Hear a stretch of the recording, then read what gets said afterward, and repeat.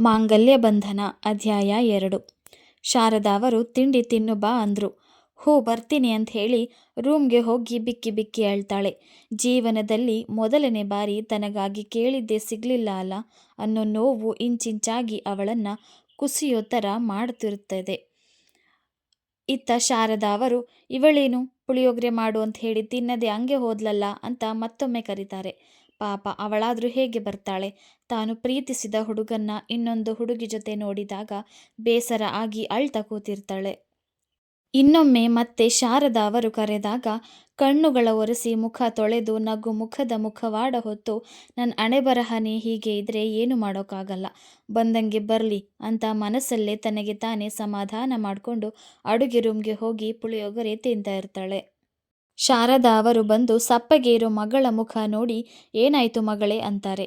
ಏನಿಲ್ಲಮ್ಮ, ದೀಪ ಎಲ್ಲ ತೆಗಿ ತೊಳಿತೀನಿ ಅಂತ ತಿಂಡಿ ತಿಂದು ಮುಗಿಸಿ ದೀಪ ಎಲ್ಲ ತೊಳೆದು ಒರೆಸ್ತಾ ಇರ್ತಾಳೆ. ಇತ್ತ ಮನೆ ಡೋರ್ ಯಾರೋ ಬಡಿದಂಗೆ ಆಗಿ ಶಾರದಾ ಅವರು ತೆಗಿತಾರೆ. ನೋಡಿದ್ರೆ ಇವರು ದಿನ ಹೂವನ್ನು ಕಟ್ಟಿ ಮಾಲೆ ಮಾಡಿ ಕೊಡೋ ಆ ದೇವಸ್ಥಾನದ ಅರ್ಚಕರು ಬಂದಿರ್ತಾರೆ.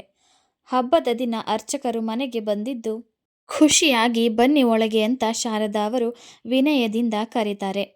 ಅದೇ ನಗುಮುಖ ಹೊತ್ತ ಅರ್ಚಕರು ಒಳಗೆ ಬಂದಾಗ ಮಹಾಶಯ ಬಂದು ಕಾಲಿಗೆ ಬಿದ್ದು ನಮಸ್ಕಾರ ಮಾಡಿ, ಗುರುಗಳೇ ನೀವಿಲ್ಲಿ ಏನಾದರೂ ಕೆಲಸ ಇತ್ತಾ? ಹೇಳಿ ಕಳಿಸಿದ್ರೆ ನಾನೇ ಬರ್ತಿದ್ದೆ ಅಲ್ಲ ಅಂತಾನೆ. ಆಗ ಅರ್ಚಕರು ಕೆಲಸ ಇತ್ತು, ಅದು ನಿಮ್ಮ ಮನೆಯಲ್ಲೇ ಮಾತಾಡೋದು ಅಂತಾರೆ ನಗ್ತಾ. ಏನಿರ್ಬೋದು ಅದು ಅರ್ಚಕರು ಮನೆಗೆ ಬಂದು ಮಾತಾಡೋ ಅಂಥದ್ದು ಅಂತ ಶಾರದಾ ಮತ್ತು ಮಹಾಶಯ ಯೋಚಿಸ್ತಾ, ಅಂಥದ್ದೇನು ಗುರುಗಳೇ ಅಂತಾರೆ ಆಶ್ಚರ್ಯದಿಂದಾನೆ. ನೋಡಿ ಈ ಹುಡುಗನ ಫೋಟೋ, ನಮ್ಮ ಸಂಗೀತಾಳಿಗೆ ಹೇಳಿ ಮಾಡಿಸಿರೋ ಜೋಡಿ ಥರ ಇದ್ದಾನೆ ಅಂತ ಒಂದು ಫೋಟೋ ಕೊಡ್ತಾರೆ. ಇತ್ತ ಶಾರದಾ ಮತ್ತು ಮಹಾಶಯ ಸಂಗೀತ ಮದುವೆ ಬಗ್ಗೆ ಏನು ಯೋಚನೆನೇ ಮಾಡದೇ ಇದ್ದವರಿಗೆ ಅನಿರೀಕ್ಷಿತವಾಗಿ ಬಂದ ಅರ್ಚಕರ ವಾಣಿ ಸೋಜಿಗ ಅನಿಸಿದ್ರು ಒಮ್ಮೆ ಫೋಟೋ ನೋಡ್ತಾರೆ. ಎಂಥ ಹುಡುಗ, ತುಂಬ ಲಕ್ಷಣವಾಗಿದ್ದಾನೆ ಅಂತಾರೆ. ಹ್ಞೂ ಒಳ್ಳೆ ಹುಡುಗ, ವೃತ್ತಿಯಲ್ಲಿ ಒಂದು ಕಾಲೇಜಲ್ಲಿ ಲೆಕ್ಚರರ್ ಆಗಿ ಕೆಲಸ ಮಾಡ್ತಿದ್ದಾನೆ. ಒಳ್ಳೆ ಕುಟುಂಬ, ಎಲ್ಲರೂ ನಂಗೆ ಗೊತ್ತಿರೋರೆ. ಇತ್ತೀಚೆಗೆ ಅವರ ತಂಗಿ ಮದುವೆ ಮಾಡಿದರು.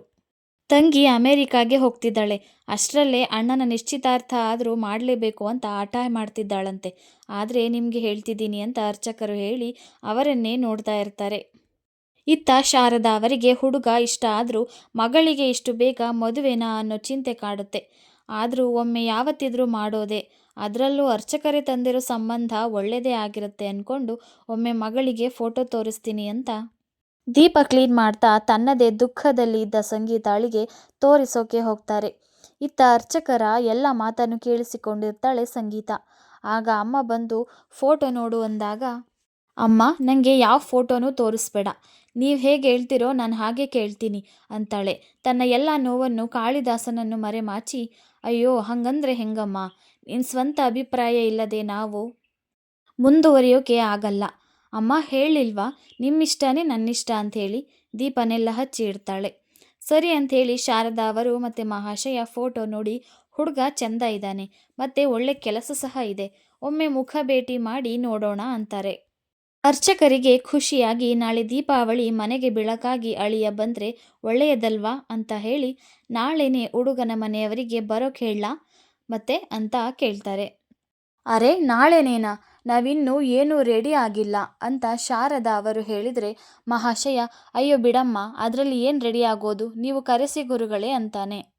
ಅರ್ಚಕರು ಖುಷಿಯಿಂದ ಸರಿ ನಾಳೆ ಅವರು ಬರ್ತಾರೆ ಅಂತ ಹೇಳಿ ಎಲ್ಲಿ ಮಗಳು ಕಾಣ್ತಿಲ್ಲ ಅಂದಾಗ ಸಂಗೀತ ಒಳಗಿಂದ ಪಾನಕ ಮಾಡ್ಕೊಂಡು ಬಂದುಕೊಟ್ಟು ಆಶೀರ್ವಾದ ತಗೊತಾಳೆ. ಸರಿ ಅಂತೇಳಿ ಅರ್ಚಕರು ಬೀಳ್ಕೊಡ್ತಾರೆ. ಮರುದಿನ ಬೆಳಗ್ಗೆನೆ ಎಂದಿನಂತೆ ಎಲ್ಲ ದೀಪಾವಳಿಯ ಸಕಲ ಸಿದ್ಧತೆಗಳನ್ನು ಮಾಡ್ತಾ ಇರ್ತಾರೆ ಸಂಗೀತ ಮತ್ತು ಶಾರದಾ ಅವರು. ಇತ್ತ ಮಹಾಶಯ ಸಹ ಅವರಿಗೆ ಸಹಾಯ ಮಾಡ್ತಾ ಇರ್ತಾನೆ. ಸ್ವಲ್ಪ ಹೊತ್ತಲ್ಲೇ ಶಾರದಾ ಅವರು, ಮಗಳೇ ನೀನು ಹೋಗಿ ಸೀರೆ ಹಾಕೊಂಡು ತಯಾರಾಗ್ಬಿಡು ಅಂತಾರೆ. ಆದರೆ ಸಂಗೀತ ಅಷ್ಟೊತ್ತು ತನ್ನ ಪ್ರೀತಿನ ಮರೆತು ಹಬ್ಬದ ತಯಾರಿಲಿ ಮೈ ಮರೆತವಳು ಅಮ್ಮನ ಮಾತು ಕೇಳಿ ಸಿಡಿಲೆ ಬಡಿದಂಗೆ ಆಗುತ್ತೆ. ಆದರೂ ಎಷ್ಟು ಚಿಂತೆ ಮಾಡಿದ್ರು ಆ ಕಾಳಿದಾಸ ನನ್ನೋನಾಗಲ್ಲ ಅಂತ ಯೋಚಿಸಿ ಸರಿನಮ್ಮ ಅಂಥೇಳಿ ರೆಡಿ ಆಗೋಕೆ ಹೋಗ್ತಾಳೆ. ಇತ್ತ ಅರ್ಚಕರು ನೋಡಿದ ಹುಡುಗನನ್ನ ಮತ್ತೆ ಅವರ ಅಪ್ಪ ಅಮ್ಮ ತಂಗಿನ ಕರ್ಕೊಂಡು ಬರ್ತಾರೆ. ಖುಷಿಯಿಂದ ಶಾರದಾ ಅವರು ಮತ್ತು ಮಹಾಶಯ ಅವರನ್ನೆಲ್ಲ ಬರಮಾಡಿಕೊಳ್ತಾರೆ. ಎಲ್ಲರೂ ಕೂತು ಮಾತಾಡುವಾಗ ಹುಡುಗನ ತಾಯಿ ಮಾತಾಡಿ, ನಿಮ್ಮ ಮಗಳು ರಂಗೋಲಿ ತುಂಬ ಚೆನ್ನಾಗಿ ಹಾಕ್ತಾಳೆ ಅಂತಾರೆ. ಹೌದು, ಅವಳು ಚಿಕ್ಕೋಳಿರುವಾಗಿಂದನೂ ಭಾಳ ಇಷ್ಟ. ದಿನ ದಿನ ಹೀಗೆ ಹೊಸ ಹೊಸ ಡಿಸೈನ್ ಹಾಕ್ತಾಳೆ. ಅವಳೇ ಕಂಡು ಹಿಡಿದು ಹಾಕ್ತಾ ಇರ್ತಾಳೆ ಅಂತಾರೆ ಶಾರದಾ ಅವರು. ಹೋ, ಒಳ್ಳೇದಾಯ್ತು ಬಿಡಿ. ನಮ್ಮನೆ ಮುಂದೆ ಜಾಗನೇ ಇರಲಿಲ್ಲ, ಇತ್ತೀಚೆಗೆ ಜಾಗ ಮಾಡಿದ್ದೀವಿ, ರಂಗೋಲಿ ಹಾಕಬಹುದು ಅಂತಾರೆ ನಗ್ತಾ. ಆಗ ಹುಡುಗನ ಅಪ್ಪ ಮಾತಾಡಿ, ನೀವು ಹೆಣ್ಮಕ್ಳು ಹೀಗೆ ಮಾತಾಡ್ತಾ ಇರ್ತೀರಾ ಅಥವಾ ನನ್ನ ಸೊಸೆನು ಕರಿತೀರಾ ಅಂತಾರೆ. ಅಲ್ಲಿದ್ದ ಎಲ್ಲರೂ ನಗು ಮುಖದಿಂದ ಹುಡುಗಿಯ ನಿರೀಕ್ಷೆಯಲ್ಲೇ ಕಾಯ್ತಾ ಇರ್ತಾರೆ. ಹುಡುಗನ ಎದೆ ಬಡಿತ ಅವನಿಗೆ ಕೇಳುವಷ್ಟು ಜೋರಾಗಿ ಇರುತ್ತೆ. ಶಾರದಾ ಅವರು ಒಳಗೆ ಹೋಗಿ ಸಂಗೀತಾಳನ್ನು ಕರೆದು ಹಾಲ್ನಲ್ಲಿ ಇರೋ ಎಲ್ಲರಿಗೂ ಜಾಮೂನ್ ಕೊಡೋಕೆ ಹೇಳ್ತಾರೆ. ಮನಸ್ಸಿಲ್ಲದ ಮನಸ್ಸಿಂದ ಟ್ರೇ ಹಿಡಿದು ಯಾರ ಮುಖನೂ ನೋಡದೆ ಎಲ್ಲರಿಗೂ ಜಾಮೂನಿರೋ ಬೌಲ್ ಕೊಡ್ತಾಳೆ. ಅಮ್ಮನ ಆಜ್ಞೆಯಂತೆ ಅಮ್ಮ ಮತ್ತು ಅಣ್ಣನ ಮಧ್ಯ ಕೂರೋಕೆ ಹೋಗುವಾಗ ಹುಡುಗನ ಅಮ್ಮ ಬಾಮ್ಮ ಇಲ್ಲಿ ಕುತ್ಕೋ ಅಂಥೇಳಿ ಸರಿದಾಗ ಹೋಗಿ ಅತ್ತೆ ಮಾವ ಮಧ್ಯ ಕುತ್ಕೊತಾಳೆ. ಮನಸ್ಸಲ್ಲೇ ನನ್ನ ಕಾಳಿದಾಸ ಇಲ್ಲಿ ಇದ್ದಿದ್ರೆ ಅನ್ನೋ ಆಶಾಭಾವನೆ ಮೂಡಿ ಅವಳ ಎದೆ ಬಡಿತ ಯಾಕೋ ಜೋರಾಗುತ್ತೆ. ಅರೆ, ಇದೇನು ಹಿಂಗಾಗ್ತಿದೆ, ನನ್ನ ಕಾಳಿದಾಸ ಇಲ್ಲೇ ಎಲ್ಲೋ ಇದ್ದಂಗನ್ನಿಸ್ತಿದೆ ಅಂತ ಯೋಚಿಸ್ತಿರುವಾಗ, ಯಾಕಮ್ಮ ತಲೆ ಬಗ್ಗಿಸ್ಕೊಂಡೇ ಇದ್ದೀಯಾ, ನಮ್ಮನ್ನೆಲ್ಲ ನೋಡಬಾರ್ದು ಅಂತ ಹರಕೆ ಹೊಡ್ಕೊಂಡಿದ್ದೀಯೇನು ಅಂತ ಹುಡುಗನ ತಾಯಿ ಉಮಾ ಅವರು ಕೇಳಿದ್ರು. ಆಗೇನಿಲ್ಲ ಅಮ್ಮ ಅಂತ ಭಾರವಾದ ತಲೆ ಎತ್ತಿ ನೋಡಿ ಕೇಳಿದಳು ಸಂಗೀತ.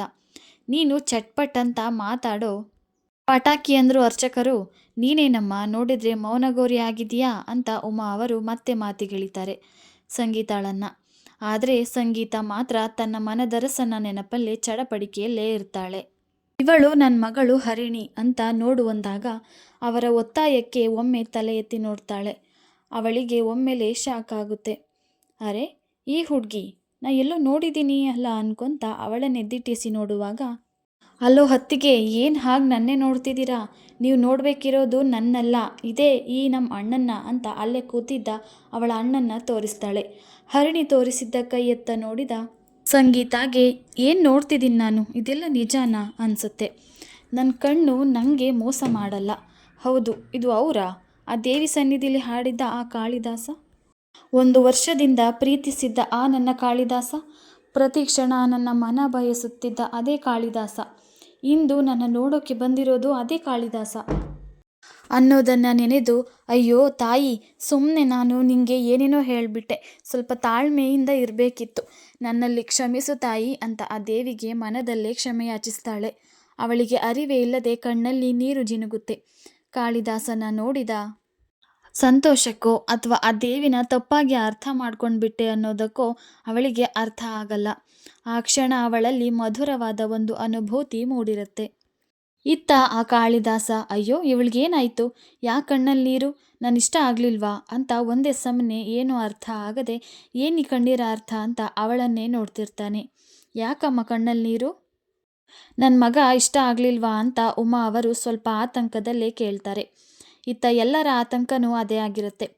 ಬರುತ್ತಿದ್ದ ಕಣ್ಣೀರನ್ನು ಒರೆಸಿಕೊಳ್ತಾ ಸಂಗೀತ ಆ ಕಾಳಿದಾಸನ ಅಮ್ಮನ ಮುಂದೆ ಮಂಡಿ ಊರಿ ಕುತ್ಕೊಂಡು ಅವರ ಕೈ ಮೇಲೆ ತನ್ನ ಕೈ ಇಟ್ಟು ಅವರ ಮುಂದೆ ತಲೆಬಾಗಿ ಹೇಳ್ತಾಳೆ, ಅಯ್ಯೋ ಅಮ್ಮ, ಇಲ್ಲ, ಅವರನ್ನು ಬೇಡ ಅನ್ನೋಷ್ಟು ದೊಡ್ಡ ಮನಸ್ಸು ನನಗಿಲ್ಲ. ನಂದು ಚಿಕ್ಕ ಹೃದಯ. ಈ ಹೃದಯದಲ್ಲಿ ಅವರನ್ನು ತುಂಬ ಆರಾಧಿಸ್ತಿದ್ದೀನಿ. 1 ವರ್ಷದಿಂದ ಅವರ ಹೆಸರು ಸಹ ಗೊತ್ತಿಲ್ಲದೇನೆ ಆ ದೇವಿನೇ ನಂಬಿ ಅವರಿಗೋಸ್ಕರ ಕಾಯ್ತಿದ್ದೆ.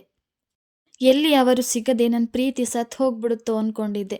ನೆನ್ನೆನೂ ಸಹ ಅವರ ಜೊತೆ ನಿಮ್ಮ ಮಗಳನ್ನ ನೋಡಿ ತಪ್ಪಾಗಿ ತಿಳಿದು ನನ್ನ ಅದೃಷ್ಟನೇ ಸರಿಯಿಲ್ಲ ಅಂತ ರಾತ್ರಿಯೆಲ್ಲ ಹತ್ತಿದ್ದೀನಿ ಅಂಥವಳು ನಾನು. ಅಂಥದ್ರಲ್ಲಿ ಈಗ ಪ್ರತ್ಯಕ್ಷವಾಗಿ ನನ್ನ ಕಣ್ಮುಂದೆನೇ ಇರೋ ನನ್ನ ಆರಾಧ್ಯ ದೇವರನ್ನು ನಾನು ಬೇಡ ಅಂತೀನ? ಅಲ್ಲಿ ಇದ್ದ ಎಲ್ಲರಿಗೂ ಆಶ್ಚರ್ಯ, ಸ್ವತಃ ಕಾಳಿದಾಸನಿಗೂ ಆಶ್ಚರ್ಯ ಆಗುತ್ತೆ. ನಾನೇ ಭಗ್ನ ಪ್ರೇಮಿ ಅಂದ್ಕೊಂಡ್ರೆ ನನಗಿಂತ ದೊಡ್ಡ ಪ್ರೇಮಿ ನನ್ನವಳು ಅಂದ್ಕೊಂಡು ಮನಸ್ಸಲ್ಲೇ ಖುಷಿ ಪಡ್ತಾನೆ. ನಿನ್ನಷ್ಟು ಪ್ರೀತಿ ಮಾಡೋ ಹುಡುಗಿ ನನ್ನ ಮಗನಿಗೆ ಸಿಗುವಾಗ ಅದಕ್ಕಿಂತ ಬೇರೆ ಖುಷಿ ನಮಗೆಲ್ಲಿ ಇದೆ. ನೀನಂದರೆ ನನ್ನ ಮಗನಿಗೂ ಪ್ರಾಣ ಅಮ್ಮ ಅಂತಾರೆ ಉಮಾ ಅವರು.